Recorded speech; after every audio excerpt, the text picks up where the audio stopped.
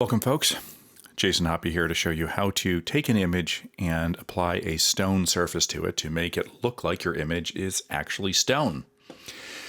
So I've got my statue here that I'd like to turn into a very rough stone look, and I've also got some imagery here of a stone background. So I'm going to do a Command or Control A to select everything. I'm going to copy this, go back to my statue, and I'm going to paste this in on its own layer, and I'm going to name this layer by double-clicking on it.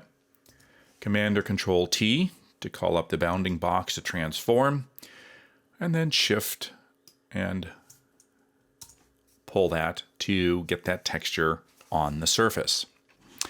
Now, I'm going to turn off my stone layer and go back to my original image here, and what I want to do is right-click on my layer here, duplicate this layer so it comes up in a new window here, but I want to go and copy it into a new document. So I'm going to copy this not into the existing one but into a new document, and then I'm going to name this one Displacement because we're going to use displacement mapping for this. Okay, so there's my new image.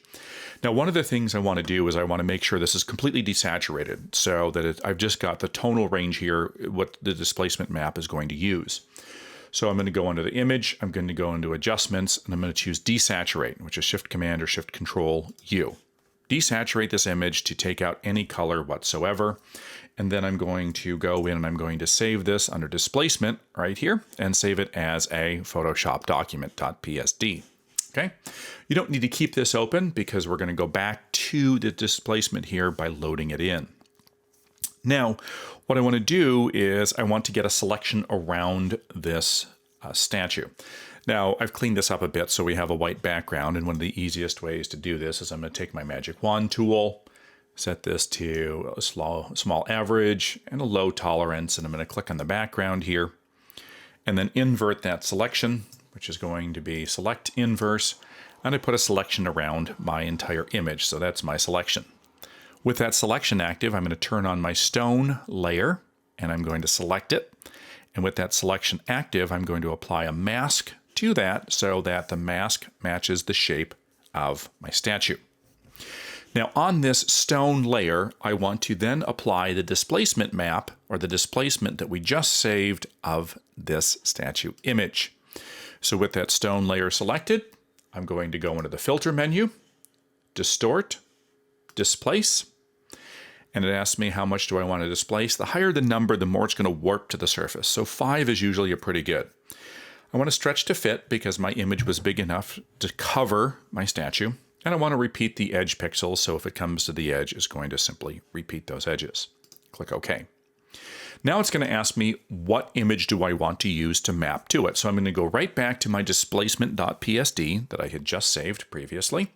And it does have to be a PSD file in order for this to work. It's going to come in and you'll notice a slight shift happening with this image. Now, going to the stone, I'm going to set this stone image to multiply, and that's going to give me kind of that stone look and that overlay. Okay. Looks pretty believable, but we're going to take this one step further. I'm going to turn off my stone layer, go back to my background image here. I'm going to click on my channels panel, and I'm going to go into my channels here. And because this was pretty much a grayscale image to begin with, I'm going to go into one of my channels here. And what I'd like to do is I'd like to select the shadow areas. So in one of my channels, I'm going to Command or Control click on the channel thumbnail, and it's going to select my content here, and I want to select the inverse so I get all of the shadow area selected and nothing else. In the channels panel, click back on the composite RGB before you go back into your layers panel. And then I'm going to turn back on my stone layer here and click on it. And now I'm going to add an adjustment layer on top of everything in forms of a curves adjustment layer. Now when I do the curves adjustment layer, you're going to see that that selection that I just grabbed from my channel is going to now become my mask because that was the active selection. Now with the selection active as a mask and my layer adjustment, when I go in and I begin to adjust this, you can see that I can actually adjust my channels or my curves here to go ahead and darken or lighten those areas in my image that are based on that mask. Now, what's awesome with this is that you can also go in and you can use your blending modes on your adjustment layer to kind of create more or less contrast or really bring out that stone texture effect or hide it. And all I'm doing is running through the different blending modes here on my layer adjustment. Now you could go in and add some highlights and shadows here manually by going in and creating a new layer on top of this. And then using your brush tool, a nice soft brush. And if I wanted to go in and add some highlights in here, and I'm going to do a soft brush there. So if I wanted to add some highlights coming through here, I could certainly add some highlights in here. And now I know this doesn't look very good, but give it a little bit of patience. Now I'm going to set this entire thing to a screen overlay and cut back the opacity here to have that show through. Now the screen works pretty good. Overlay works well too, so that you can go and add some highlights in there on the stone. And you don't want to set the opacity too high because it'll allow you to go in and kind of blow out those stone areas.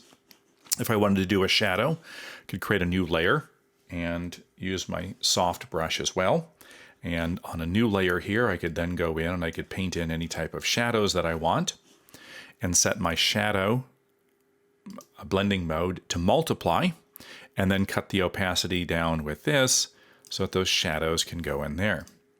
So it allows me to kind of darken those areas as well, allows me to do my highlights here and my shadows here with the different blending modes, and of course use your opacity of the layer to go ahead and adjust.